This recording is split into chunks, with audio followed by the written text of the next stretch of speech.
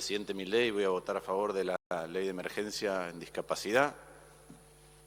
Ya lo hice antes, lo hice cuando tratamos hace 3 semanas, el 10 de julio, esta misma ley, y no cambio de opinión sobre una ley antes y después del veto de un presidente. Ya argumenté la vez pasada acerca de cuál era la situación, cuán importante era la emergencia para aquellos que transitan una discapacidad y para todos aquellos allegados, familiares, amigos, etc. Así que no voy a ir por ese lado, creo que hay nuevas razones para insistir con esta ley y voy a explicar cuáles son esas razones.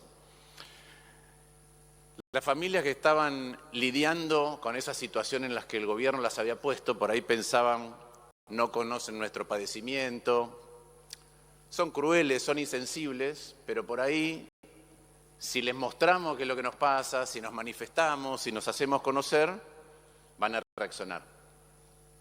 Pero el gobierno no hizo eso. No hizo eso. ¿Qué hizo?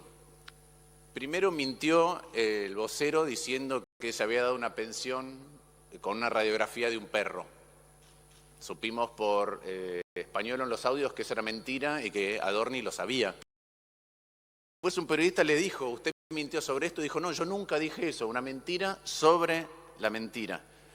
¿Por qué traigo a colación esto? Porque lo que eligieron fue mentir para dar excusas para que la gente que está con una discapacidad no pudiera recibir lo que dice la ley, para hacer ajustes en discapacidad. Mientras algunos le dan el silencio positivo, no sé si recuerdan, en la ley base tratamos el silencio positivo. El silencio positivo es que vos pedís algo al Estado, si el Estado no te contesta, estás autorizado. Por ejemplo, ahora se está usando para que aquellos que tienen aviones privados puedan decir, yo quiero usar mi avión para hacer esta ruta comercialmente y vender los vuelos. Si el gobierno no te contesta en días, lo podés hacer. A los discapacitados se los trata diametralmente opuesto. Yo conozco el caso de una persona que tiene una pierna amputada y la hicieron ir con la radiografía. Personalmente, con la radiografía. Entonces ya vimos que el gobierno es capaz de mentir para seguir ajustando, inclusive a aquellos que más lo necesitan. Pero hay más novedades, hay más información acerca de por qué hay que insistir con esta ley, que son los audios. Esas son las novedades. ¿Qué dicen los audios? Los audios dicen que antes, en gobiernos anteriores, se cobraba 5%, que ahora se cobra 3% adicional. Que ese 3%, dicen los audios, va para Karina Milei.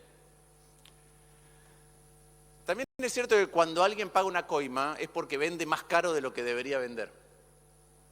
En este caso vemos que los sobreprecios son 28% en algunas auditorías. Entonces resulta que hay plata, pero se compran medicamentos más caros y después hay una parte que va a coimas. Entonces, plata hay. Pero no solo eso, la Suizo, que es la droguería involucrada, multiplicó por 31 veces sus ventas al Estado. 31 veces. ¿A qué Estado? A ese que Milei decía, este ministerio se va, este ministerio se va, este ministerio se va, este ministerio se va. Dice que achicó la estructura, pero la Suizo vende 31 veces más. La que está acusada de pagar las coimas.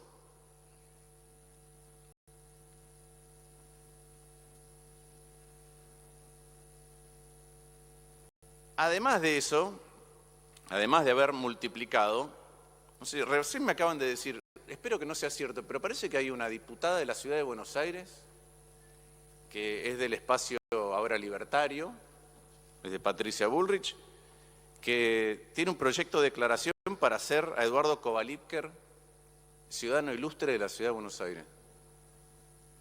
¿No?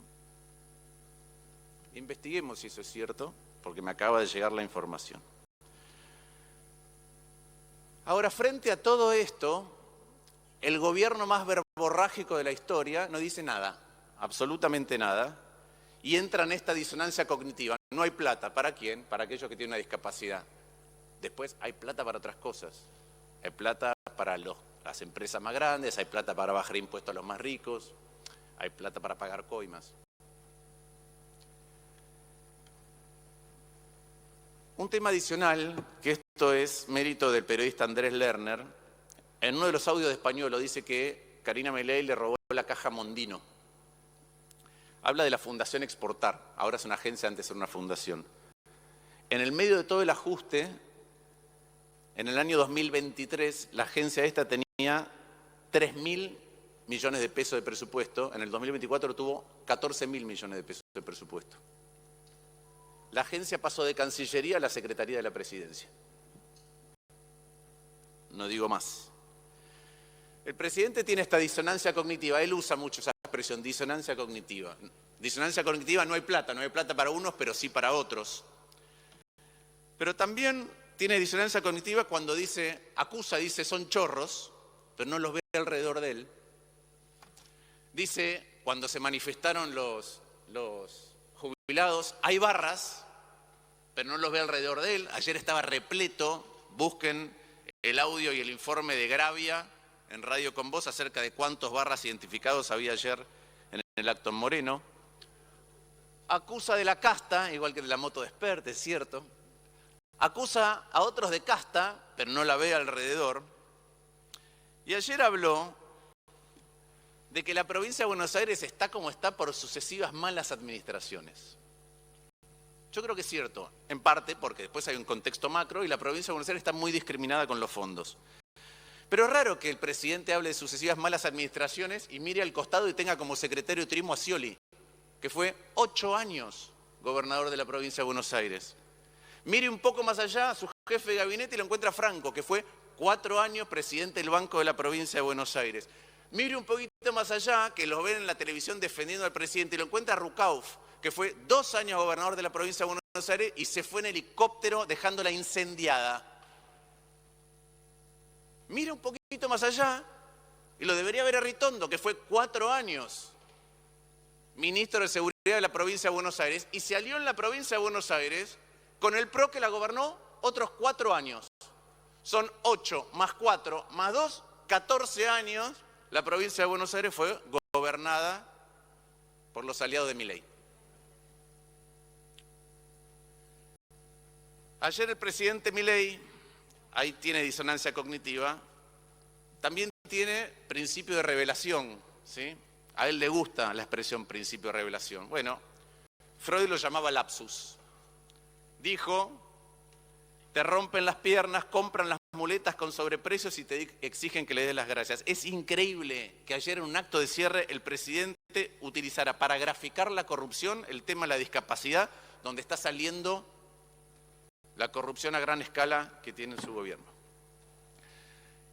Este gobierno lo que hace es destruir el Estado, porque lo dijo Milei, soy el topo que viene a destruir el Estado, pero se lo destruye a unos y deja que otros cercanos a él se apropien de ese Estado. Entonces es una mezcla de cinismo, de ideología y además, ya lo dijo el senador Blanco, de incapacidad y falta de voluntad para gestionar el Estado.